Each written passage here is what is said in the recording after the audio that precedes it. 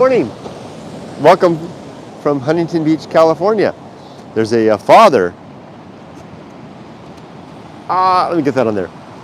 Just heading out right over there with his young daughter. Oh, let me show you. It's so nice to see. It's a pretty rough day. Father's teaching his young daughter how to surf. Although I'd say that today's a pretty tough day to learn to surf, because it's pretty big waves. Nice waves way outside, but I've got to hand it to that dad. He came with his buddy. There he is. And they've been, instead of there's some pretty delicious waves out there. Instead of heading out there to the waves, they're totally hanging out and helping the daughter. It looks like she's kind of giving up a little bit. Maybe she's coming in. And so maybe the dad and his friend will head out. All right, let's begin another book reading. What would be the best way to do that? It's kind of a cloudy day, a little bit overcast. Maybe I'll angle it this way. Oh, lots of surfers right back there. Look at that. A whole gaggle of them going in. I got my little blanket here. Let's do it.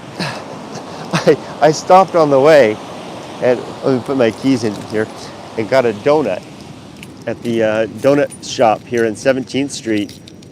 Not because I wanted a donut, but just because I wanted the experience of a donut shop. Because I'm planning to leave America, and donut shops are a neat thing. I don't think I'm going to eat it. I certainly don't need that. So I'll put it right there. If I walk away, I got to watch out because the seagulls will come and take it. Ooh, let me stuff it inside, because maybe there'll be a homeless guy on my way out that I can give it to there who can make good use of that donut. Let's see. Okay, let's get that a little more balanced. We're good. Today I'm going to read from the chapter of my book titled the chapter titled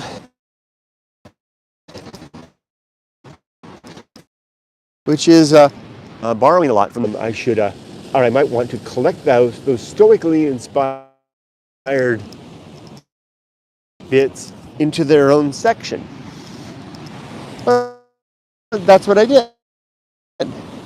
Other chapters that had a definite stoic bent or feel to them. That works. So let's do it.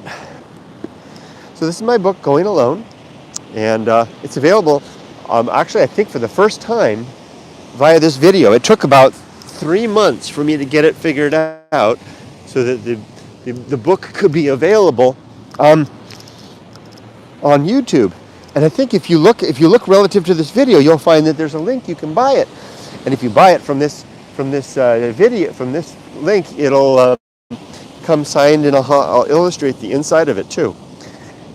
This isn't a sales pitch. I'm just saying. Okay. Let's find the chapter.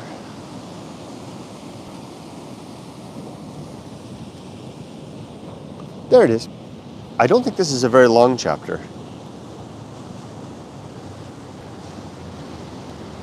No, it's pretty short, so good. We won't be here too long. Here we go. And it has an illustration at the front there, which is the Anchorhold, and my daughter made that. The man upon the rock there. Stoic Poetry. Recognizing the scope of our control, which is the principal Stoic tenet that I've leveraged in almost every aspect of my life. If you read the little bit that the social media post that I did relative to this, I said that Stoicism was the thing that helped me to begin to live a life of courage, joy, and independence, which were all the yield and the gain that came of recognizing my true limits and true opportunity, which in fact is my second principle, my second objective in the Good Life Creed. So again, Stoic Poetry, recognizing the scope of our control. Quote, "It takes a tranquil and untroubled mind to roam freely across all parts of life." That's by the Stoic writer Seneca, Stoic thinker and writer Seneca. I owe much to ancient Greek and Roman Stoic thinkers and the influence they have had on Western culture and society. I suspect my hero, Henry David Thoreau, was influenced directly or indirectly by Stoic writing, as he often refers to values proposed and supported by Stoic thinkers, such as Marcus Aurelius, Epictetus, and Seneca. And I'll just add, that Henry David Thoreau's mentor, Ralph Waldo Emerson, definitely references the Stoics in his essays, particularly in the essay Self-Reliance.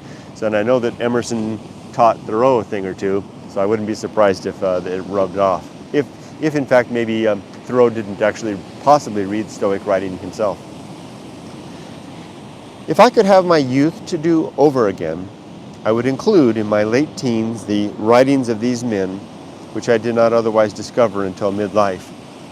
So influenced, I suspect I could have avoided much of the struggle and hardship of life reconciliation during the decades of my 20s, 30s, and 40s, which otherwise required many hard knocks to liberate some sense into my living. This section of my book is dedicated to words which I knowingly wrote with the Stoics in mind.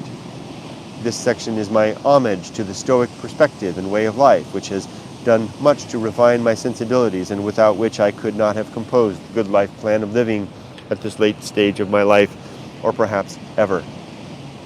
Man, and no kidding. If I had read, the epistles of Seneca, the meditations of Marcus Aurelius, when I was 22 or 25, the difference that would have made, if I could have read it and really digested it and understood it, what a difference that would have made. It's like missing the high road. It's like missing the high road on the trajectory of life. So I had to take the long route. It took me decades to recover from that. Not to recover, that's not the right word. It took decades to catch up with where I might have otherwise been, right? Anyway, so now the next part, that's all there is for the prose. The next part are the bits and pieces that I culled from the various parts of the book to put them into this chapter, because each of these blurbs, as I call them, snippets, has a Stoic bent to it. Here we go. And I call these sections Notes from My Muse. And just about every chapter of my book has a section titled The Notes from My Muse. Let me just hold on just a second. I want to see how this young girl's doing. Her father and his friend have taken out to the deep water, and she's decided to go out into the mid-range to try her hand at the shore break there. I think she's going to be okay. I don't know. The father in me worries because she's alone now. I think she told her dad that she was going to sit on the sand. Well, they went out to capture the big waves, but now she's in the middle. Oh, here comes Dad. He's paddling back in to join her. Oh, and he's about to catch a big shore break. He better not take that one. Good for him. Good dad. Here we go. Notes from my muse. I told a man my mind, and he asked me, What efforts have you made to destroy this idea? And how may I help to bring it down? What a worthy friend, so caring of my best interest. Let us war together upon my claims of truth. The woman that just came into the screen there, I see her all the time. She's another one of the regulars here on the beach. She jogs up and back about the same time in the morning that I'm here. There's a couple of regulars. Here's another one. Create a garden within your mind, a place hemmed in by reason, where you can nurture virtue in true soil, a quiet and simple sanctuary, ever present, always home. If I do a pause between the blurbs, that's how you know that I'm passing. You can see there's little tilde marks between the blurbs on the side of the page there. So I won't tell you, hey, it's a tilde mark. I'll simply say, hey. I'll just do a pause and you'll know I moved on. Virtue is independent of possessions, though what we have or want may distract us from virtue. What is it you can truly touch? Even your raised voice will only carry so far. Distinguish these things. Measure your reach. Attend to practical ends. What small routines, mindful actions, and discerning ways reveal the wilderness passage? Shout your musings down the corridors of time. They echo and return, lost at last. Virtue rests in tempered self-reflection. Not much, just enough to gather the facts, just enough to gain accurate perspective for the application of reason. Let it go then, and think not of events other than your rational conclusions and the resolutions they entail, and never gawk or dwell upon the circumstance of others, which is an intemperate indulgence and a distraction from your own true labor. Attend the mending of your own folly, which you alone can repair, and burden not your neighbor with any prying misattentions. The routines and vain actions of life are but a bluff and distraction from living, bright and shiny, new and interesting. Our lives given over to awe and wonder. Our better purpose is ignored. No, sorry, I should have done a better pause there. Our lives are given over to awe and wonder. Our better purpose is ignored. The considered life, the principled life, a life of discipline and temperance, a life spent enacting and enforcing the laws we must ourselves discover and ratify. Police, barrister, judge, and perhaps executioner, engaged in the messy business of applying reason to our base animal thoughts, in the hope of forming something true from instinct, emotion, and gasping higher thought. Gasping like a man drowning in the sea of evolved conclusions. And when that higher mind sputters some words of good sense above the waves, how then to remember and live in accord with what we've found? When all the sea rages, and none may hear our voice over the froth and din, still we go on, swimming towards something better, straining muscle with willful, disciplined strokes, until we at last drown and sink again below the mad waves, attaining nothing more than the best life we knew how. That's the thing we seemingly seek to avoid.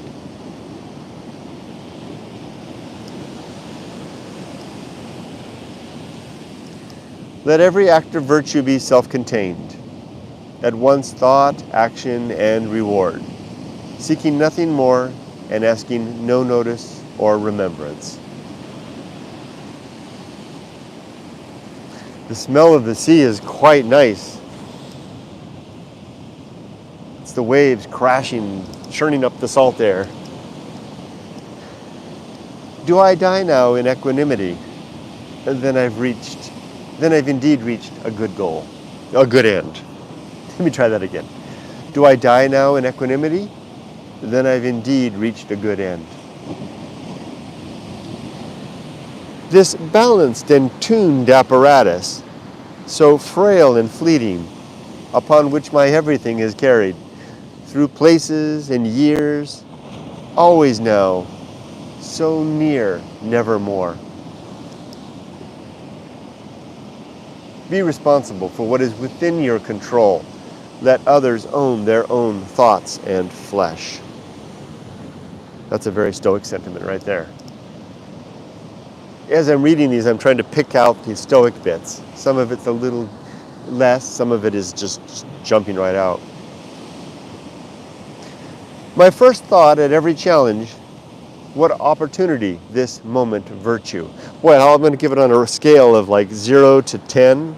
Well, I would say 1 to 10, right? Well, it could be a 0. 0 being no stoic sense, and 10 being that's all stoicism. I'm going to give that one right there a 7. Humbly acquiesce to sound principle. There's an 8. How might I bear well this worthy burden?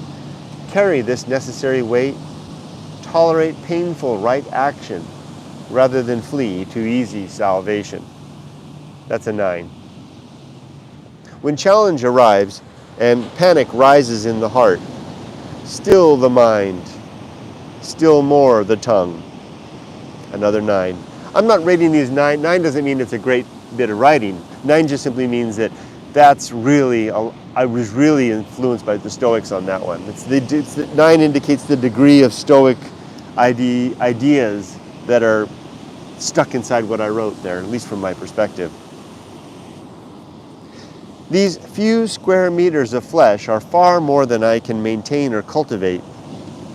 Ruin progresses despite plan and action. My only real estate is my will, a moment-by-moment application of hard-earned best practice, applied to the ends revealed of reason. That's a 5, maybe a 6. It's a little bit convoluted, though. I'd rather take less or give up my portion than suffer the loss of nourishing restraint. That's a solid 9. My response is all I really own. The rest are like leaves blown in an autumn wind. There's a solid 10 right there. I'm going to stop. I've had enough of this rating system. It sounds like I'm giving myself 9s and 10s. But this is illustrative of the fact that I collected these here because they had a Stoic sense to them. It's easy to become a monster. Simply follow when you know you should lead. Your spirit will die, and something hollow and rotten will fill the empty space.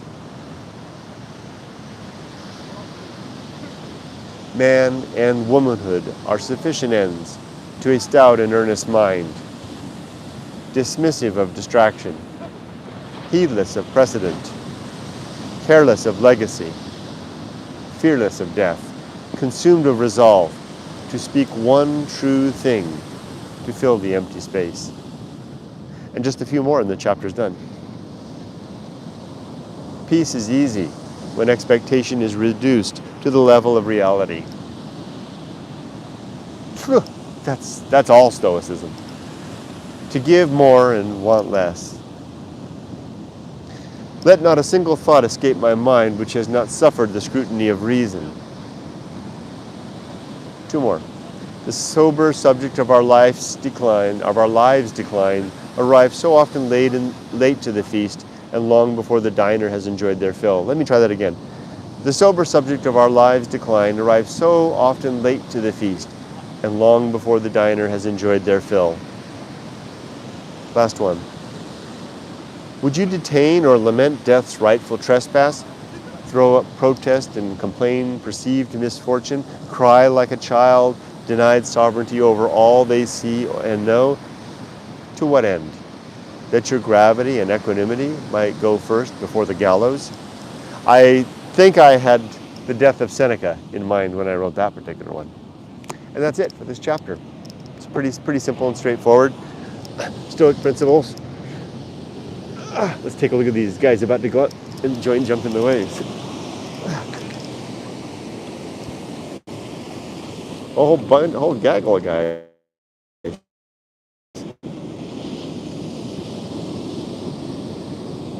Let's watch.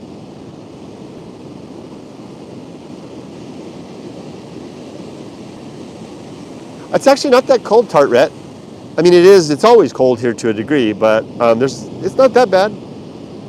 I mean, it's cold, but how do I say it? It's not as bad as it looks, especially on a day like this. But look at all those surfers.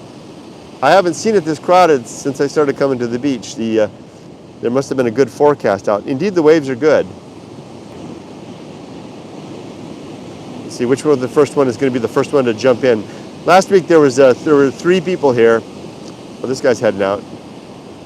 2 guys, 1 guy got it. There's the early bird. I was always the early bird when I was a surfer. I would be jumping in first.